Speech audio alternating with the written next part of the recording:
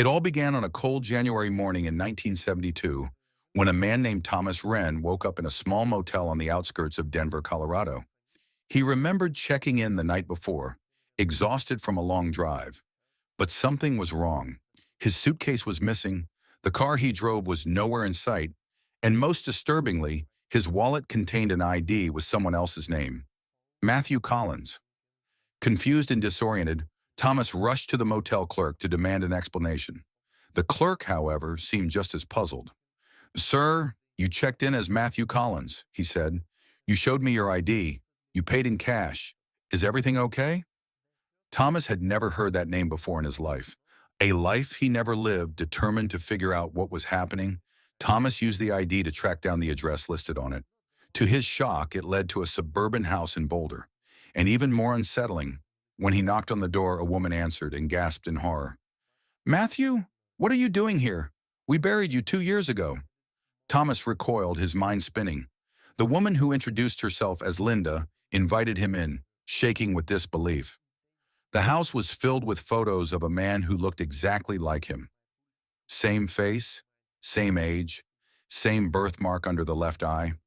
But the pictures were with people he had never seen before, in places he had never been. "You died in a car accident, Matt," Linda said, tears in her eyes. "I was at your funeral."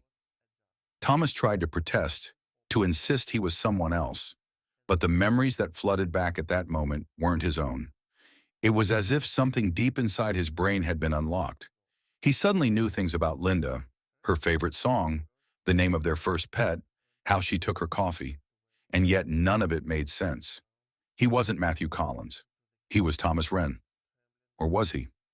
The investigation, desperate for answers, Thomas sought help from a neurologist, Dr. Evelyn Carter, who was fascinated by his case. After a series of brain scans, memory tests, and psychological evaluations, she came up with an explanation that defied all logic. "It's as if your brain contains two completely separate sets of memories, overlapping but distinct," she told him. "There is no medical precedent for this. Your mind is like a radio switching between two frequencies."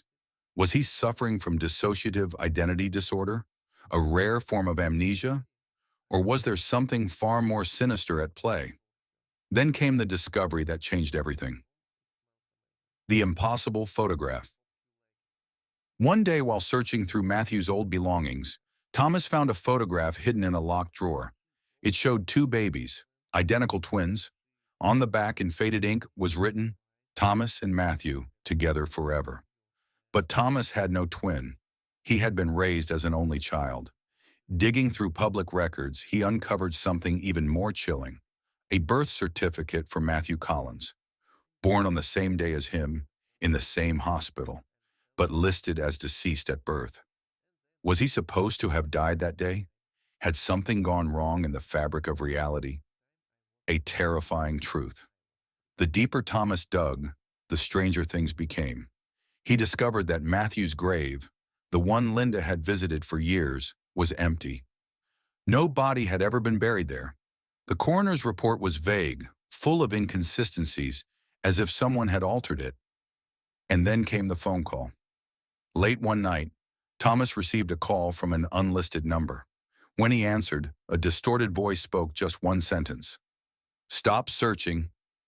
You weren't meant to be here." The line went dead. The disappearance. A week later, Thomas vanished. His belongings were left untouched in his apartment. His bank account remained untouched.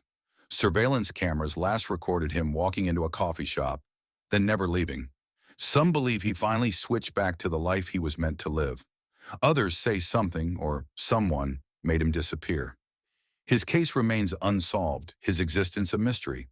But every now and then, a stranger appears in Boulder, Colorado, someone who looks just like Thomas Wren. He never stays for long, never talks to anyone. He just watches, as if searching for something, or trying to remember who he really is. And that, my friends, is the story of the man who lived two lives.